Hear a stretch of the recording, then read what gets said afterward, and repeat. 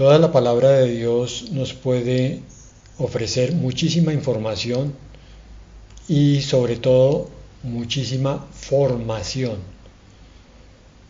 Cada versículo que nos encontramos en la lectura de la palabra, en cualquier momento que la hagamos, es una fuente de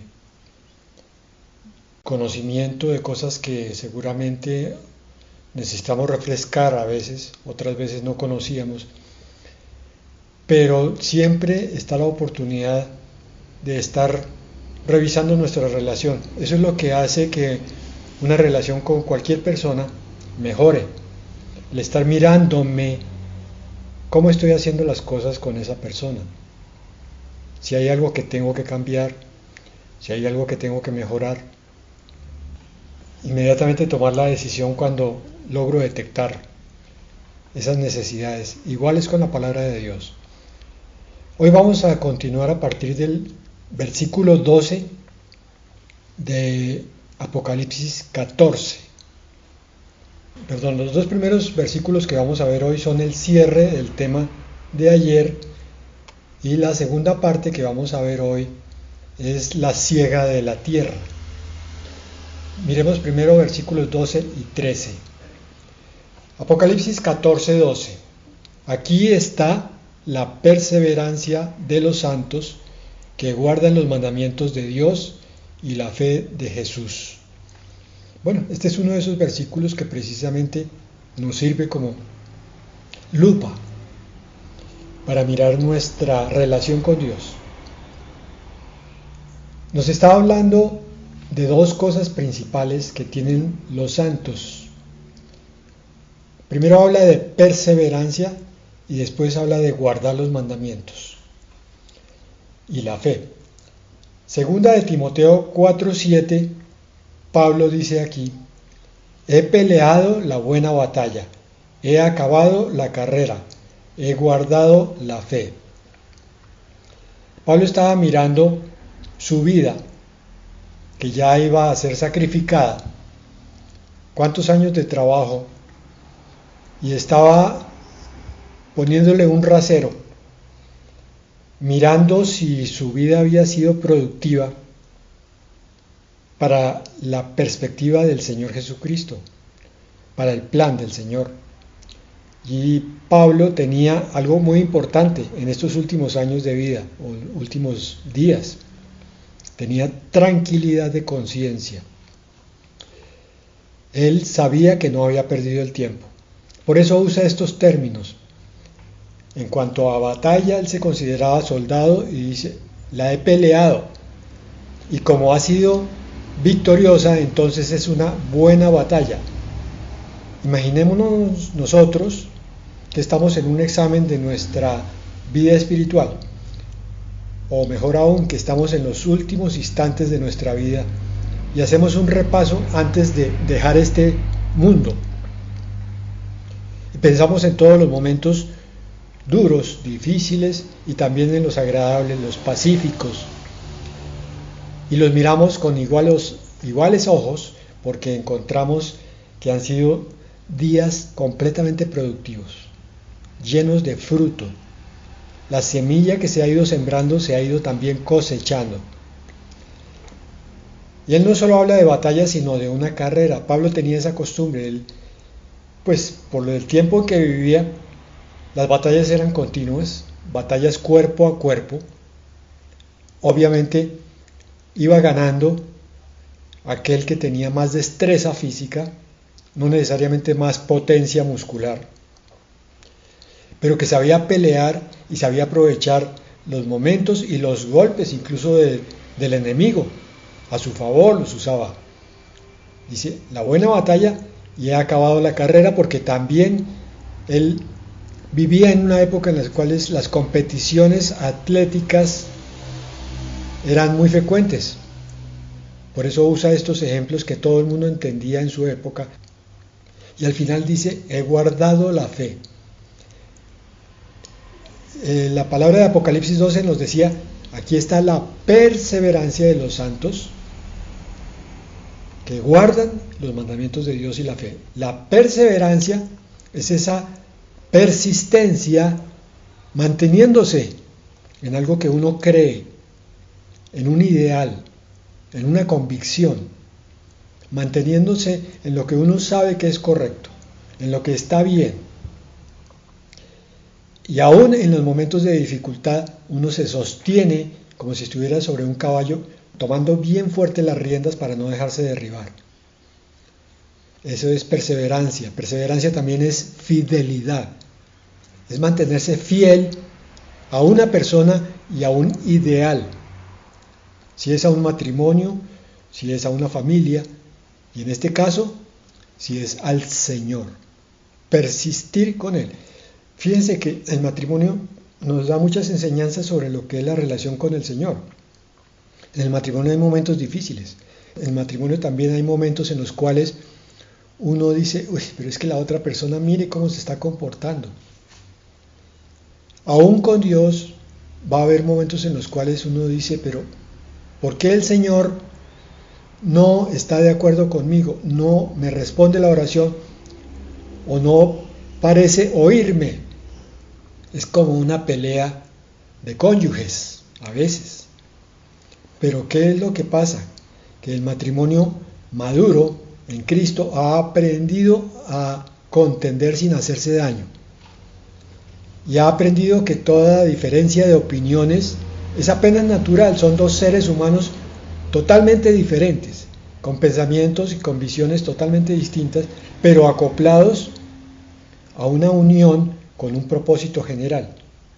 Y lo mismo es con el Señor Jesucristo. Él dice, mis pensamientos no son sus pensamientos. Y está diciéndonos, yo no soy igual a ustedes, ustedes no son iguales a mí. Sin embargo, podemos caminar los dos en armonía, juntos, con ese propósito, totalmente de acuerdo. Esto lo hace el cristiano maduro. Dice, qué pesar, a veces yo no entiendo a mi Señor. A veces incluso me impacienta mi Señor, pero es mi Señor y por eso yo lo obedezco y sigo con Él. La perseverancia también es paciencia, es esperar pacientemente hasta ver el resultado de Dios, que es a su tiempo, no es al mío. Paciencia es entender que si la cosa no está resultando hoy como yo quiero, podría resultar mañana o dentro de unos días. O y si no resulta como yo quiero, el propósito final de Dios siempre es bueno. Por eso dice también que aparte de la perseverancia de los santos es que guarden los mandamientos de Dios y la fe. Porque guardar es obedecer aunque uno no entienda. No estamos llamados para entender, estamos llamados para obedecer. Y obedeciendo, demostrarla, esa obediencia, en el resultado de la vida. Más humildad, más docilidad, más mansedumbre, porque se sabe que lo que el Señor dice es totalmente cierto y siempre es para bendición. Y ambas cosas, la perseverancia y el guardar, son la expresión tanto del amor como del respeto. Yo amo a Dios, pero tengo que aprender a respetarlo. Y eso lo vamos a ver hoy con la parte final del capítulo 14. Juan 6:68 dice, le respondió Simón Pedro, Señor, ¿a quién iremos? Tú tienes palabra de vida eterna. Me parece a mí que este versículo es como el fundamento de la fidelidad. Cuando uno sabe que no va a encontrar nada mejor. Cuando yo miro a mi esposa y sé que afuera no voy a encontrar nada que la supere, entonces mi corazón se voltea a ella con gratitud y con fidelidad. Lo mismo es con Dios. Si sé que Dios es la fuente de todas mis bendiciones, entonces, ¿a dónde más voy a buscar qué? ¿A dónde más voy a perder el tiempo? Y sobre todo llegar incluso a que mi salvación nunca se haya concretado. ¿A quién iremos, Señor? Tú tienes palabra de vida eterna. Esta podría ser una preciosa oración de todos los días. Señor, estoy aquí, porque ¿a dónde voy, Señor? ¿A dónde iré? Estoy en tus brazos, Señor, porque no hay nada mejor en ninguna otra parte. Eso es madurez, hermano. Es aprender a valorar la relación que se tiene con Dios, no solamente por una obediencia ciega, sino por una obediencia en gratitud. Y Apocalipsis 14:13, como último versículo, antes de la parte fuerte de este pasaje que vamos a ver hoy, dice: entonces oí una voz del cielo que decía: escribe, bienaventurados los muertos que de aquí en adelante mueren en el Señor. Sí, dice el Espíritu, para que descansen de sus trabajos, porque sus obras van con ellos. Yo diría que este también es como el clímax, el sumum de lo que vimos en el versículo anterior. Cuando yo soy fiel, ya puedo decir, ni siquiera la muerte, porque lo que necesito es estar cerca de mi Señor.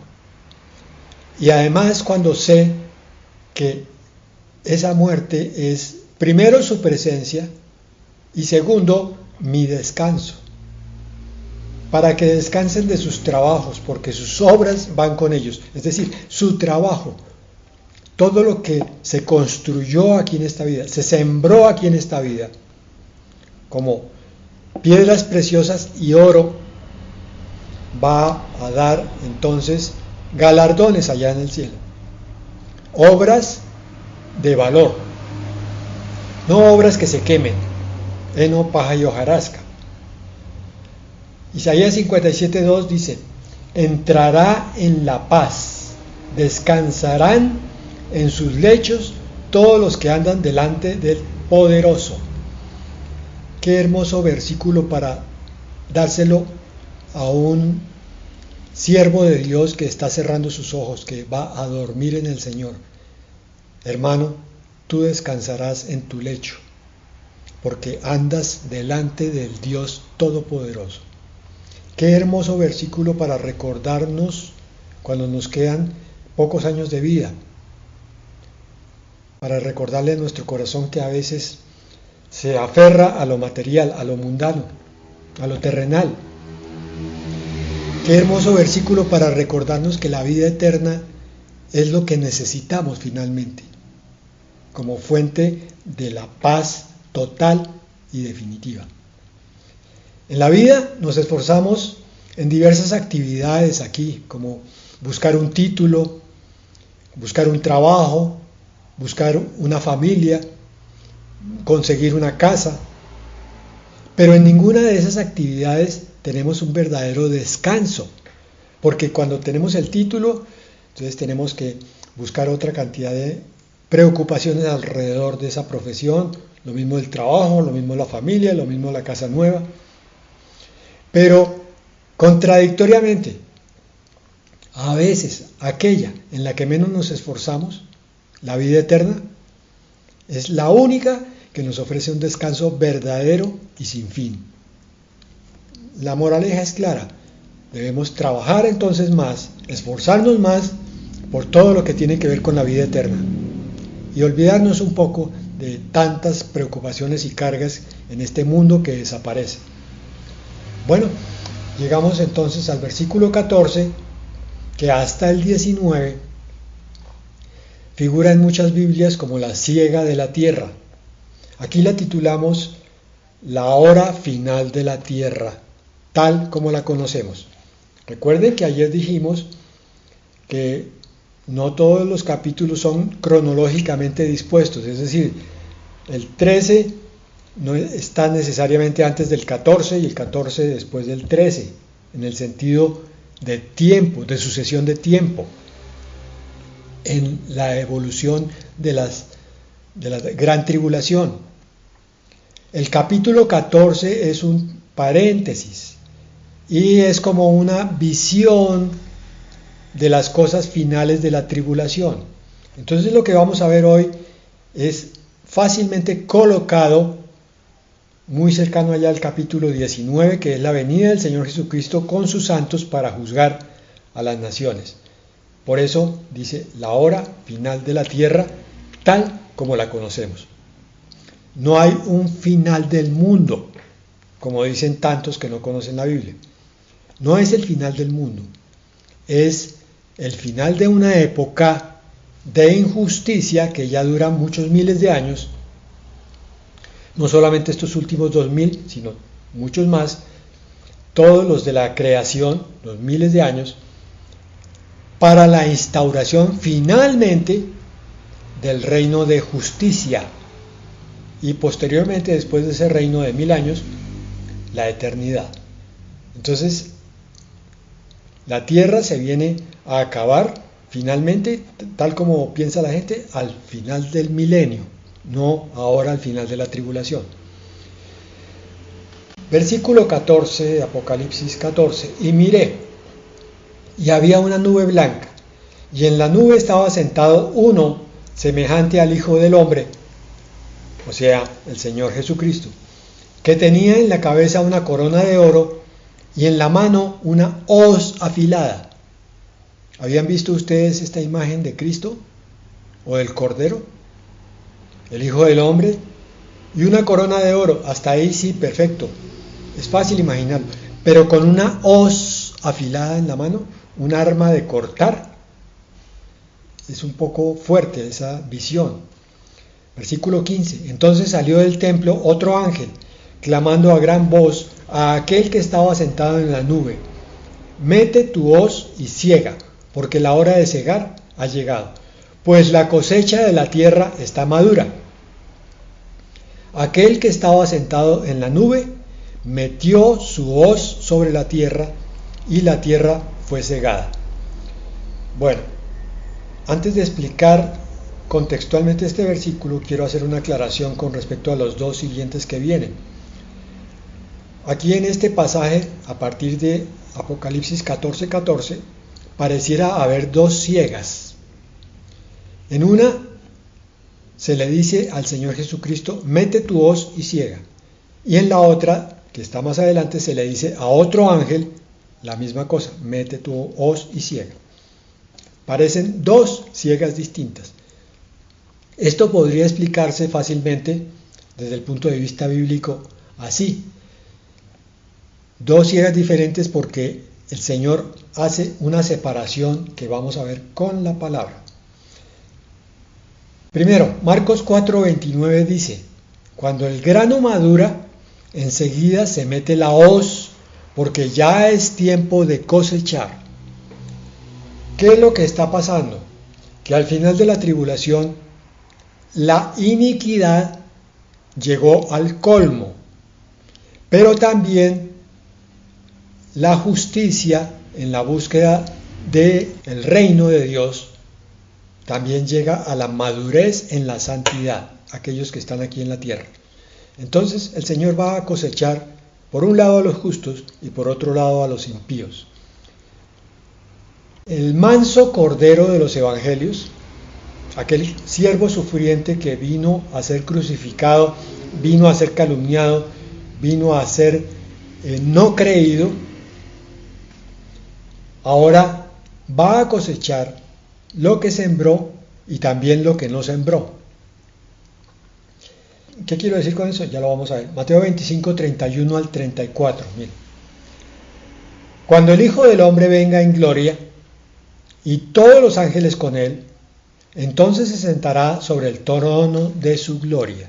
Aquí está escrita la segunda venida del Señor. El Señor viene del cielo, desciende con todos sus ángeles, con todos sus santos, y se sienta para reclamar el trono que siempre ha sido suyo, el trono de David. Y lo primero que hace es empezar a limpiar la basura, la injusticia. Por eso, versículo 32 al 34 nos muestra lo primero que él hace. Todas las naciones serán reunidas delante de él. Después de que el mundo se entera que sí había un Mesías, que sí había un Jesucristo Salvador, que si era cierto el nuevo pacto, el Nuevo Testamento de la Biblia, y él toma su trono, toma su gobierno y se sienta, las naciones, me imagino que en cabeza de sus gobernantes principalmente, o sea, todos los que tuvieron puesto de gobierno y de control, son traídos, de los que estén vivos, a su presencia. Eso implica desde el más grande, el presidente, hasta el más pequeño funcionario de esos gobiernos. Pero seguramente también ciudadanos.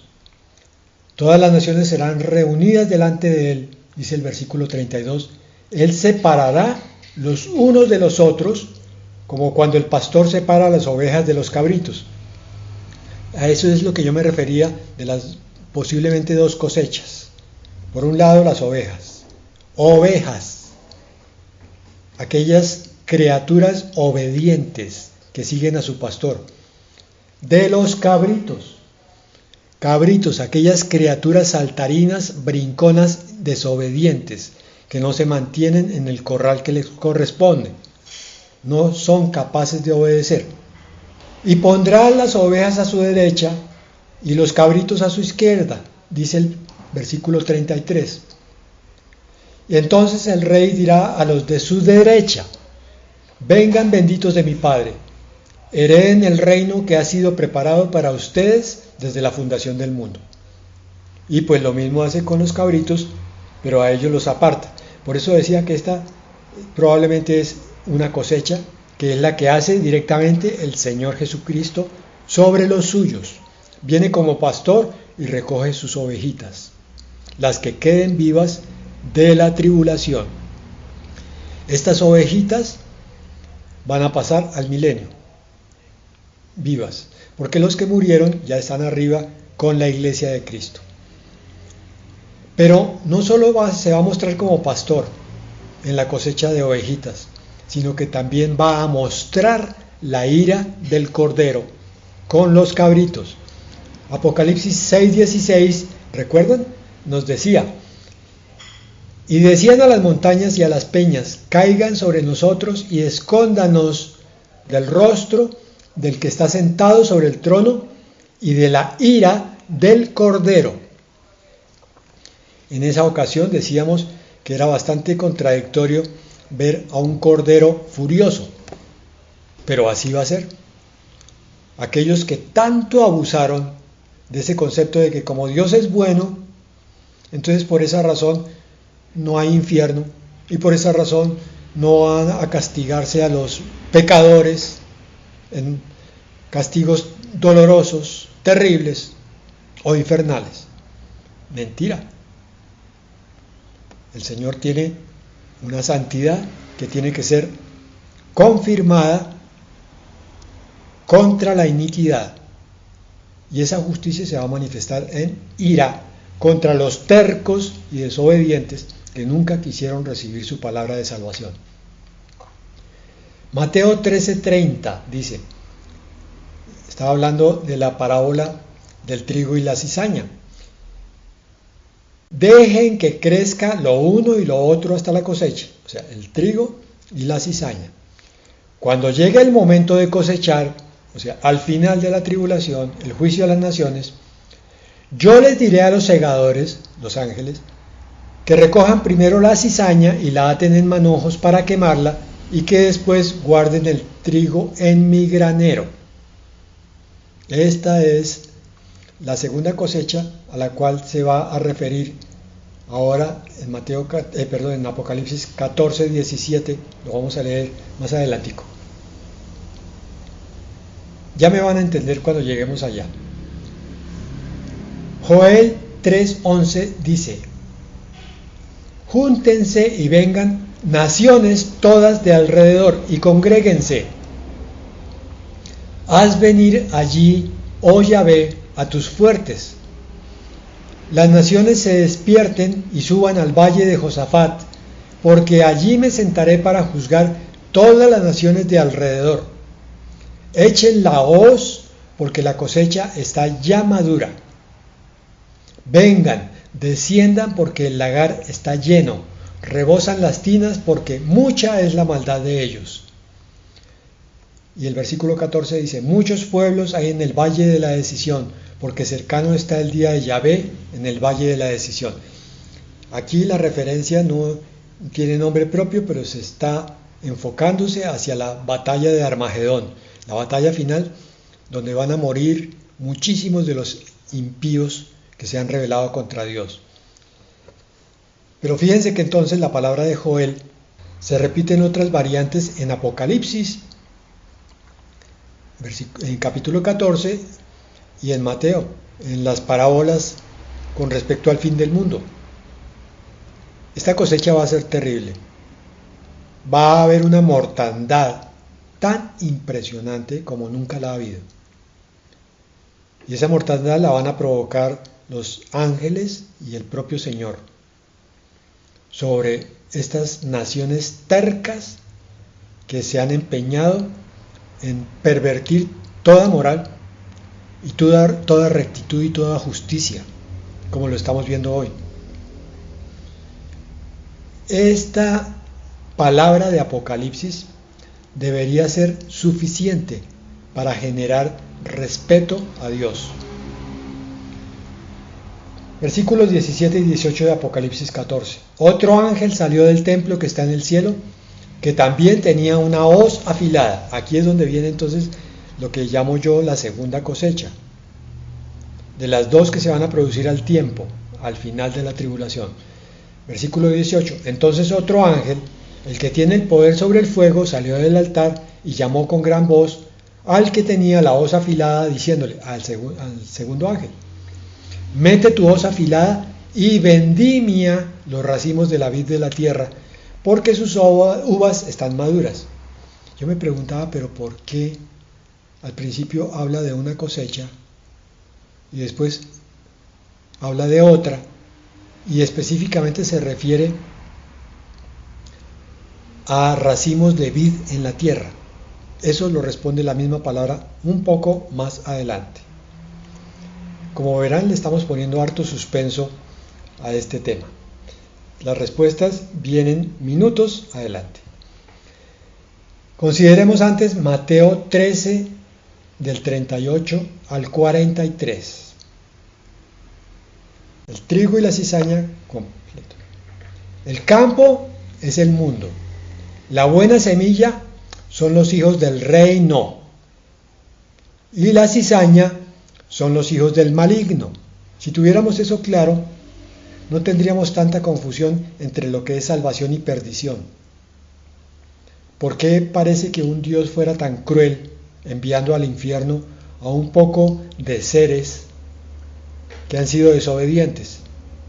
Aquí habla, la buena semilla, repito, son los hijos del reino. Hijos del reino. Todo aquel que es obediente al Evangelio del Señor Jesucristo. La cizaña son los hijos del maligno. Todo aquel que es desobediente a la palabra del reino. Continúa. El enemigo que la sembró es el diablo. Sembró la cizaña. Pero el que sembró la buena semilla es Jesucristo. La siega es el fin del mundo, como lo llama la Biblia, que ya explicamos que es la renovación del mundo para la preparación del milenio. Y los segadores son los ángeles. De manera que como la cizaña es recogida y quemada en el fuego, así será el fin del mundo. Terrible, mis hermanos, terrible para los hijos del maligno. Versículo 41. El Hijo del Hombre enviará a sus ángeles y recogerán de su reino a todos los que causan tropiezos y a los que hacen maldad. Todos esos que alguna vez nos hemos encontrado, que nos impacientan, que nos prueban en nuestra mansedumbre y a veces nos llevan hasta ira, y que después tenemos que pedirle perdón al Señor para que nos ayude a perdonar también a estos que nos han empujado por causa de los tropiezos y del hacer maldad. Esperemos entonces que todos estemos a este lado de los que son hijos del reino. Es decir, que todos los que estemos oyendo la palabra seamos salvos. Y los echarán en el horno de fuego. Allí habrá llanto y crujir de dientes. Miren, no hay corazón ni mente humana que se alcance a imaginar lo que va a ser el tormento por la eternidad para aquellos que se las dieron de libres hoy, entre comillas, que en realidad simplemente eran rebeldes y desobedientes a la palabra de Dios. Horno de fuego con llanto y crujir de dientes, día tras día por la eternidad. Entonces los justos, tú, resplandecerán como el sol en el reino de su Padre. Cuando es quitada la cizaña, queda el trigo hermoso, lleno de fruto. El que tiene oídos, que oiga. Entonces el trigo tiene que dejarse alimentar para que le llegue la savia que le haga producir el fruto. Apocalipsis 15:5 dice: después de esto vi que en el cielo se abrió el templo donde está el tabernáculo del testimonio. A propósito, ¿sabían ustedes que en el cielo hay un templo? Miren, lo dice ahí. Pero pastor, más adelante en Apocalipsis creo que 20, 21 dice que ya no habrá más templo, porque el Señor mismo será el templo. Sí, pero es que aquí estamos hablando del tiempo prácticamente actual. O sea, hasta la tribulación hay un templo.